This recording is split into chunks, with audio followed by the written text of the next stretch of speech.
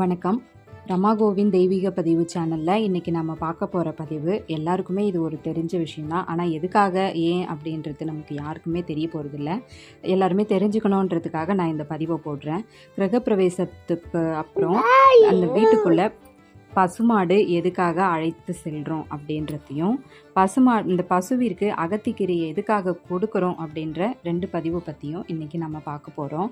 இப்போது மனிதனாகிய நாம் வாழ போகிற வீட்டில் பசுமாட்டை எதுக்காக அழைத்து செல்ல வேண்டும்.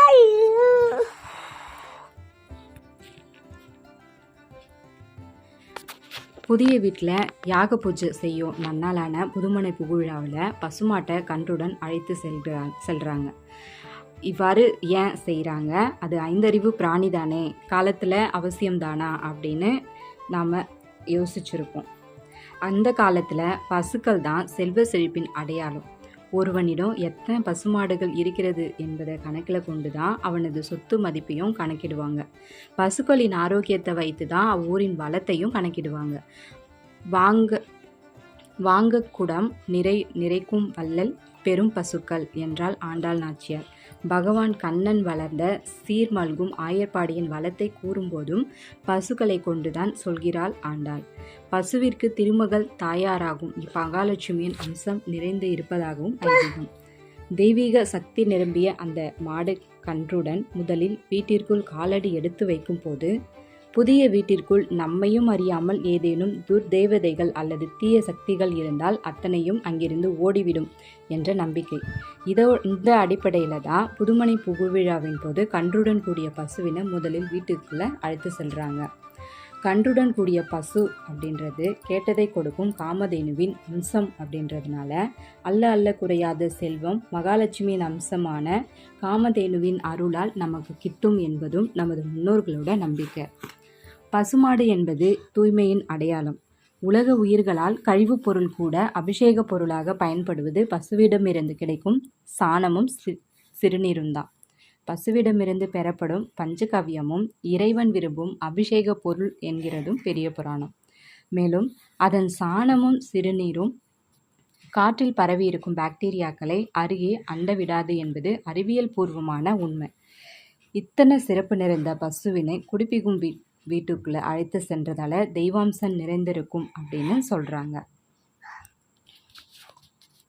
இப்போது பசுவிற்கு அகத்திக்கீரை எதுக்காக கொடுக்குறோம், அதால் என்ன பயன் அப்படின்னு பார்க்கலாம்.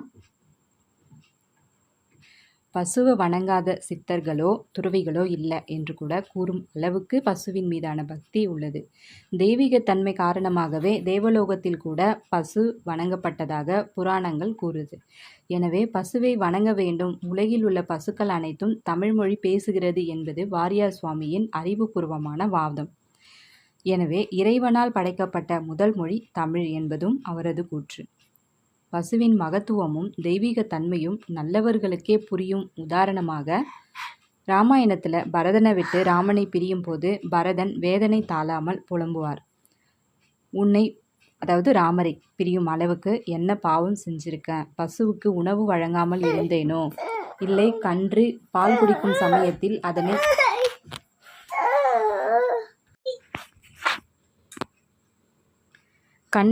குடிக்கும் சமயத்தில் அதனை தாய் பசுவிடமிருந்து பிரித்தேனா, பசுவை அடித்து துன்புறுத்தினேனா என்றெல்லாம் கூறி வருந்துவார்.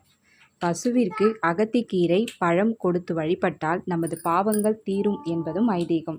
இதற்குரிய மந்திரத்தை சொல்லிக் கொடுத்தால் இன்னமும் சிறப்பு. பசுவை பூஜித்தால் பிரம்மா விஷ்ணு ருத்ரன் முதலான அனைத்து தெய்வங்களையும் பூஜை செய்த புண்ணியமும் உண்டாகும். அதன் மந்திரம் சர்வ காம துகே தேவி சர்வ தீர்த்தாபிசோசினி பாவனே சூரபி ஸ்ரேஷ்டே தேவி துப்யம் நமோஸ்துதே. எல்லா தேவைகளையும் பூர்த்தி செய்பவளே, எல்லா தீர்த்தங்களாலும் அபிஷேகம் செய்யப்படுபவளே, மங்கள வடிவானவளே, பெருமைக்குரிய காமதேனுவே, உன்னை வணங்குகிறேன் என்பது இதோட பொருள்.